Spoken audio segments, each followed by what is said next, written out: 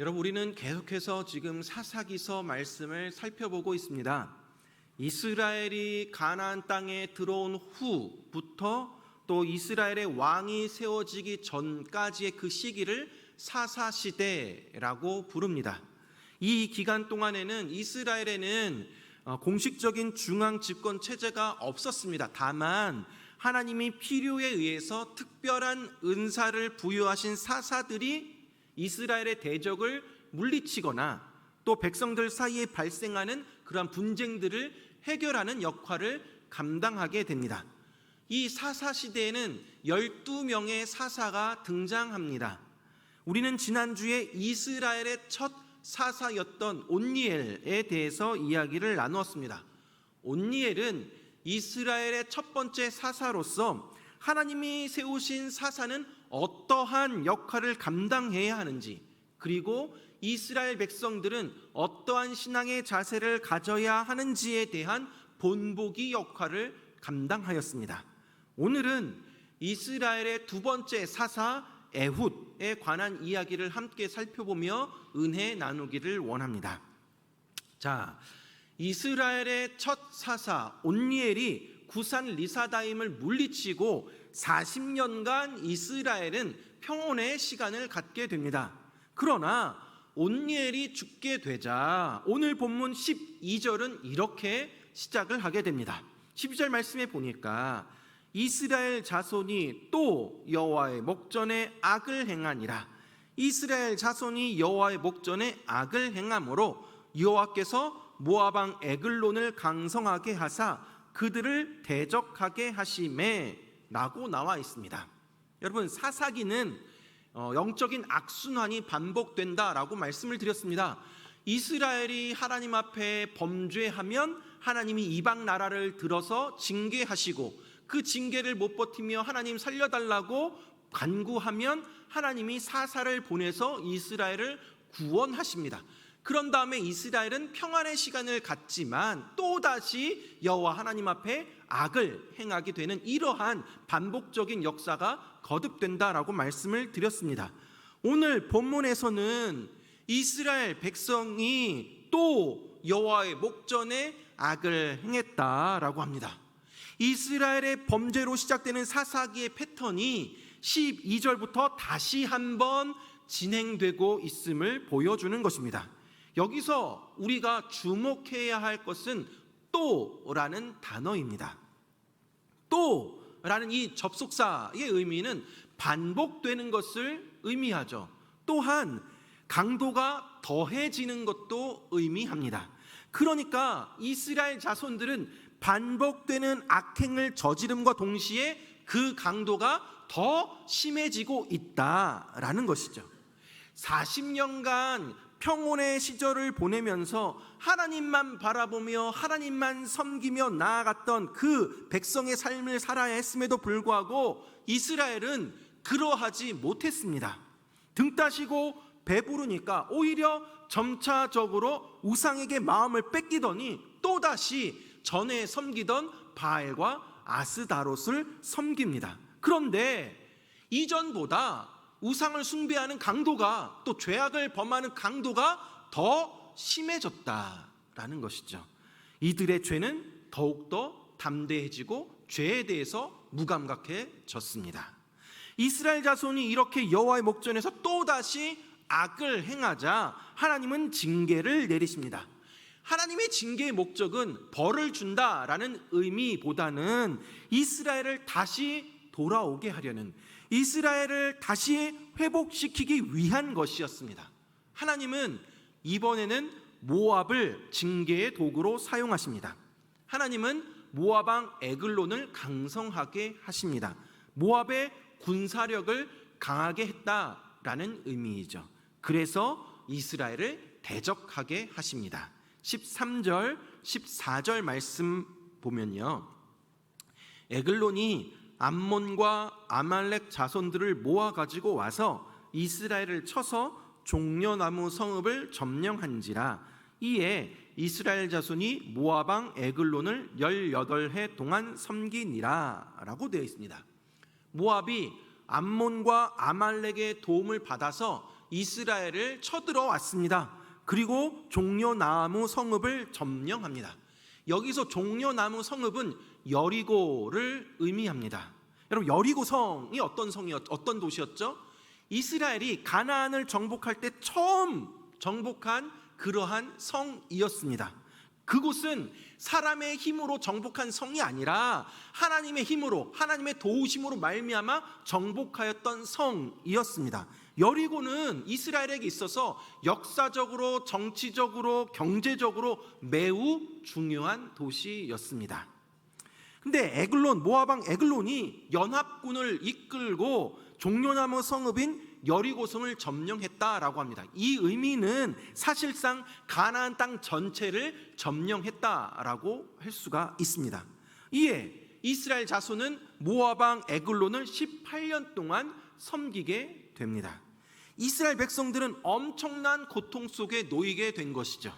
하나님을 섬기기 싫어했던 이스라엘 백성들은 그에 대한 하나님의 징계로 말미암아 모압 왕 에글론을 섬겨야 했습니다. 모압 왕 에글론은 이스라엘을 억압하고 또 그들의 농산물과 가축 그리고 자녀들을 착취했습니다. 그러자 고통 속에 있던 이스라엘 백성들이 하나님을 찾아 부릅니다. 15절 상반절 말씀에 보니까 이스라엘 자손이 여호와께 부르짖음에 여호와께서 그들을 위하여 한 구원자를 세우셨으니 그는 곧 베냐민 사람 게라의 아들 왼손잡이 에훗이라. 이스라엘은 이미 하나님을 버리고 이방신을 섬겼습니다. 또다시 여호와의 목전에서 악을 행하던 자들입니다. 그러나 그들이 고통 속에서 하나님을 찾고 하나님께 부르짖자 그들을 불쌍히 여기시고 하나님이 그들을 위해 한 구원자를 세워주십니다. 여러분, 사사시대 초반인 온니엘과 에훗 그리고 드보라 시대에는 이스라엘 백성이 이방 나라의 압제를 당해서 하나님께 부르짖으면 하나님께서 즉각적으로 응답해 주십니다. 하나님이 바로 응답하십니다. 그런데 사사시대 뒤로 갈수록 이스라엘 백성들이 부르짖을 때 하나님의 반응 속도가 점점 느려지게 됩니다. 기드온 때는 이스라엘 백성들이 미디안 족속 때문에 힘들어서 하나님께 부르짖습니다. 그러나 하나님은 바로 사사를 보내지 아니하시고 선지자를 보내셔서 이스라엘의 죄악을 책망하십니다. 그렇게 하나님의 반응 속도가 늦어지게 되는 것이죠. 그런 뒤에 하나님이 기드온을 사사로 세우셔서 그들을 구원해 내십니다. 사사 입다 때에도 블레셋과 암몬의 압제 때문에 하나님께 부르짖습니다. 그런데 하나님이 너희가 부르짖을 때 내가 구원해 줬는데 나를 버리고 다른 신들을 섬기니까 내가 다시는 너희를 구원하지 않겠다라고 말씀하십니다. 그래도 하나님은 그들을 불쌍히 여기셔서 구원해 주십니다. 그러나 점점 더 사사시대 막바지에 이르를수록 이스라엘 백성들이 하나님께 부르짖지를 않습니다. 삼손 때에는 블레셋에게 고난을 당하는데 하나님을 찾지 않습니다. 기도가 없어졌습니다.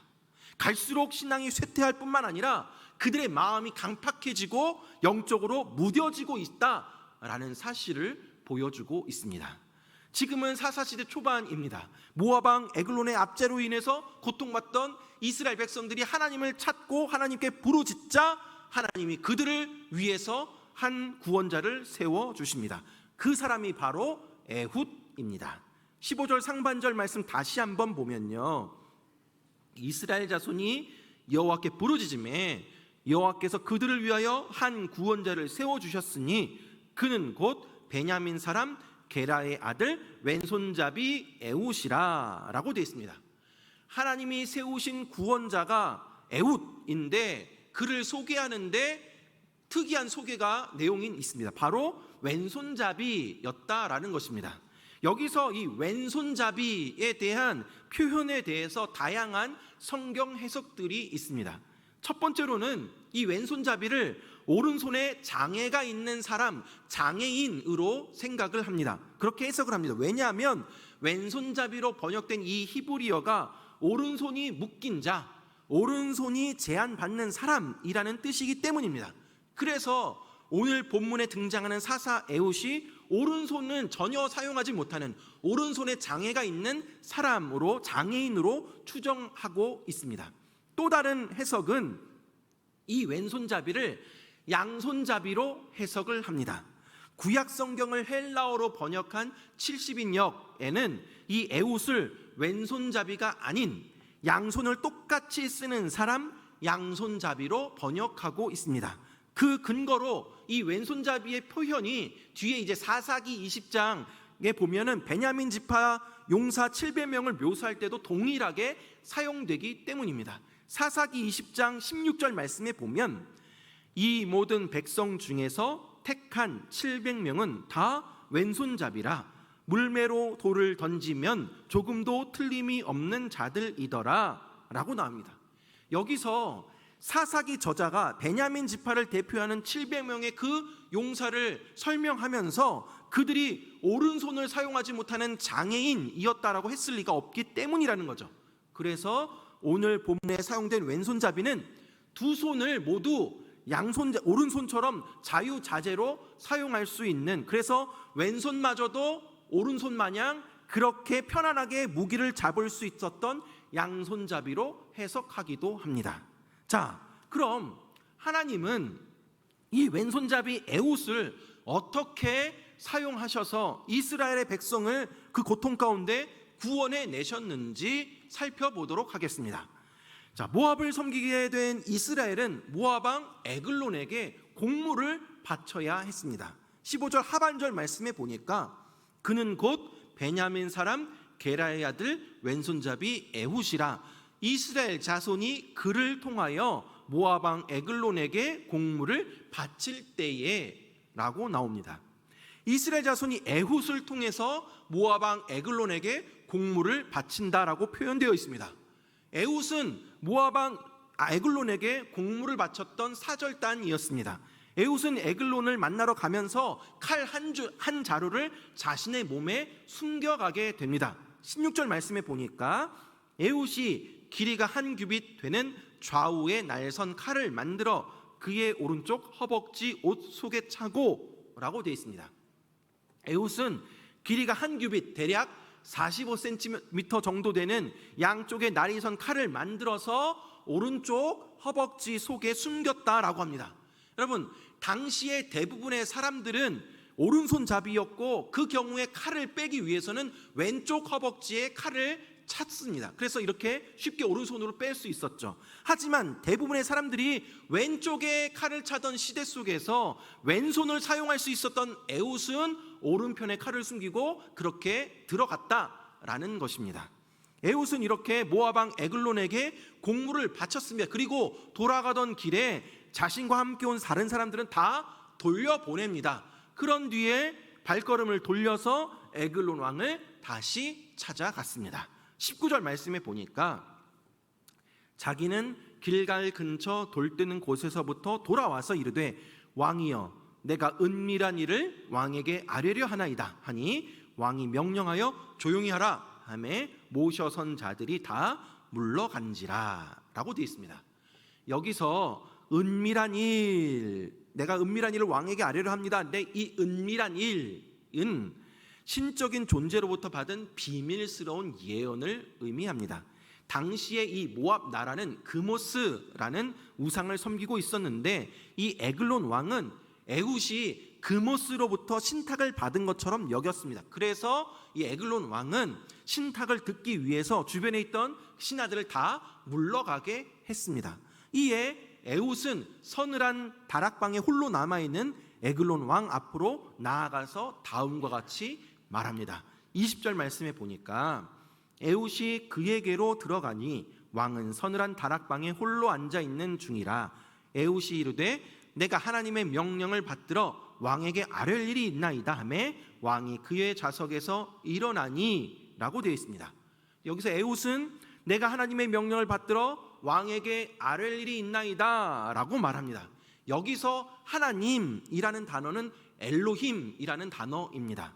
이 엘로힘은 꼭 이스라엘의 하나님 여호와만을 지칭하는 단어는 아닙니다.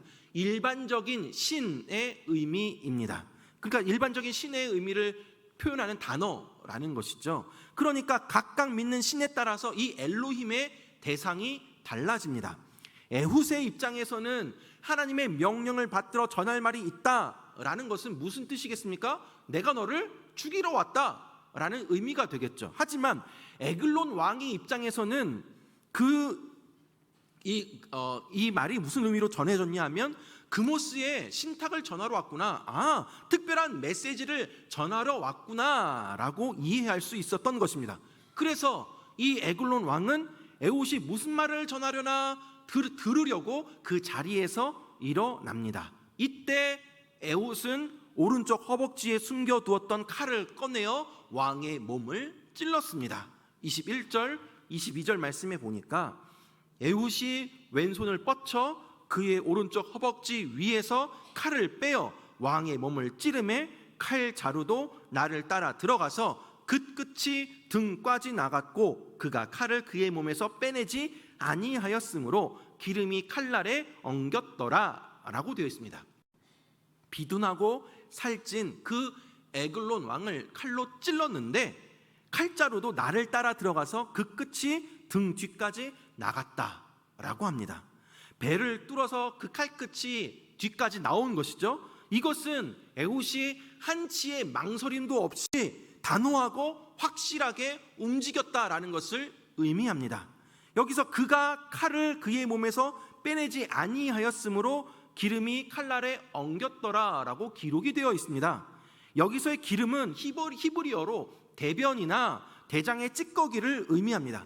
그러니까 에훗이 찌른 칼에 에글론의 대장이 뚫린 것이죠. 그 결과로 상처를 통해 대장 안에 그 내용물들이 밖으로 흘러나와 버리게 된 것입니다.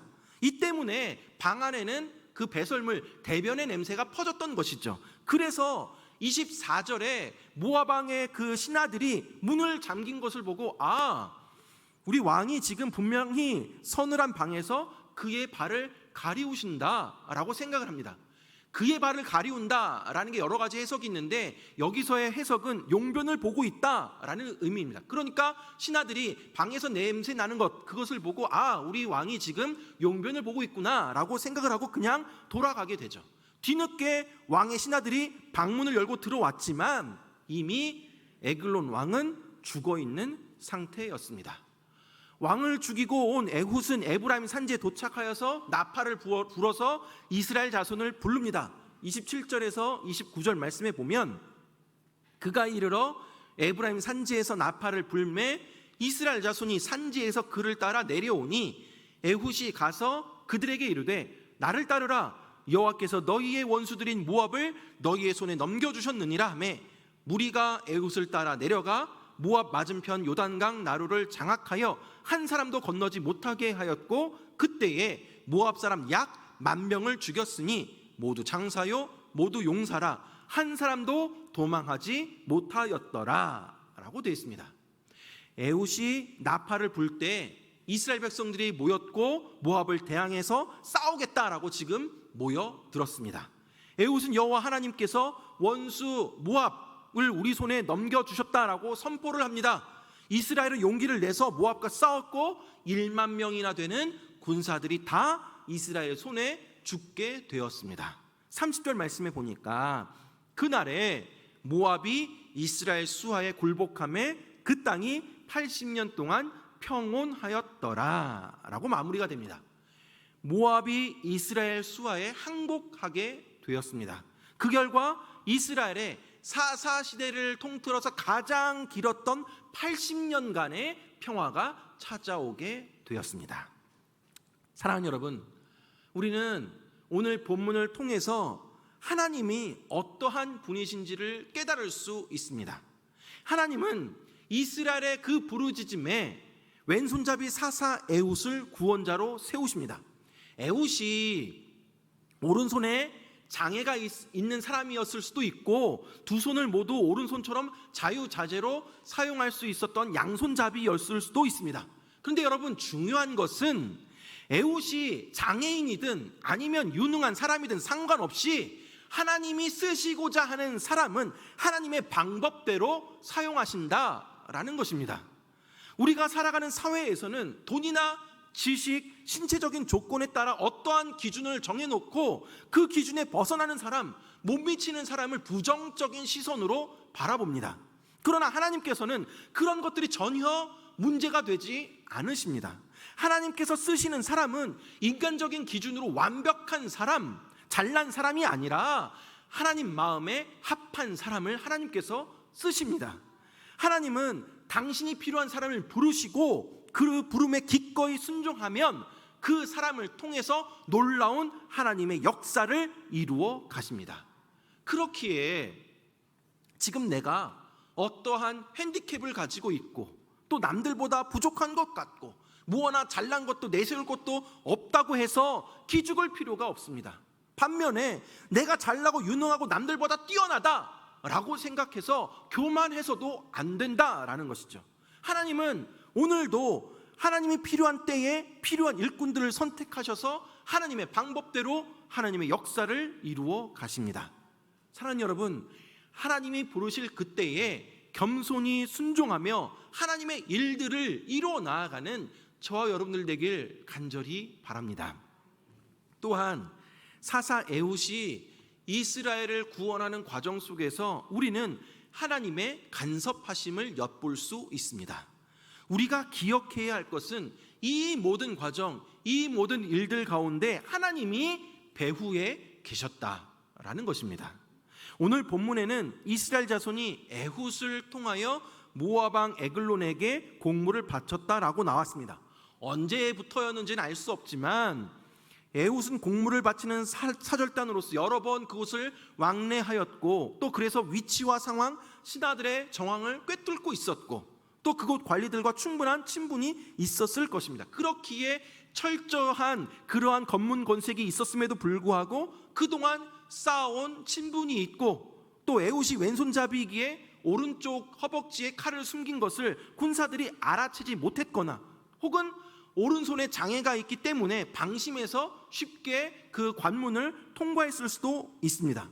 또한 에훗과 그 에글론 사이에 나름 오랜 기간 그 공물을 바치는 그러한 과정 속에서 어느 정도 이 에글론 왕이 에훗에 대한 신임을 하고 있었기 때문에 에훗이 신탁하는 것으로 여겨서 주변의 모든 신하들을 내보내고 독대할 수 있었을 것입니다. 그러나 사랑하는 여러분, 아무리 에훗이 주도 면밀하게 계획을 짰다 해도 그것들이 먹혀들지 않으면 아무 소용 없습니다. 이 일은 에훗이 왼손잡이여서 오른쪽에 허벅지에 칼을 숨긴 것을 군사들이 알아채지 못한 것도 아니고 그가 오른손에 장애가 있었기 때문에 군사들이 방심해서 무사 통과한 것도 아닙니다. 또한 에훗이 그들과 관계가 좋아서도 아닙니다. 이것은 전적인 하나님의 간섭하심입니다. 베드로나 바울이 감옥에 갇혔을 때 간수들의 눈을 가리고 옥문을 열어주셔서 그들을 건져내고 구원해 주셨던 그 하나님이 칼을 숨기고 있던 에훗이 검문곤색 무사하게 통과할 수 있도록 이끌어 주셨고 왕과 독대할 수 있는 기회를 허락해 주신 것입니다. 여러분, 또한 하나님은 이스라엘 백성들의 그 마음을 감동시키셔서 에훗이 나팔을 불 때 이스라엘 백성들이 모이게 하셨습니다. 여러분, 당시에 나팔을 부는 것은 전쟁이 일어났거나 국가에 중요한 행사가 있을 때 나팔을 불게 됩니다. 그런데 이러한 일들이 18년 동안 모압의 압제를 받으면서 한 번도 일어나지 않았던 일입니다. 이전까지는 아무리 모압의 압제가 심하였어도 우리끼리 한번 마음을 합해서 모압과 맞서 싸우자, 또 으쌰으쌰 해보자, 또 이렇게 잘 해보자 라는 분위기가 이스라엘 가운데는 전혀 없었습니다. 그런데 에훗이 사사로서 모압 왕 에글론을 죽이고 나서 나팔을 불었더니 이스라엘 백성들이 모여들었던 것입니다. 하나님이 그들로 하여금 이스라엘 백성들의 그 마음을 감동시키셔서 그들로 하여금 일어나 싸우게 하신 것입니다. 더군다나 그들이 물리친 모압의 군대가 모두 장사요 모두 용사라고 표현되어 있습니다. 싸움에 능한 군인이었습니다.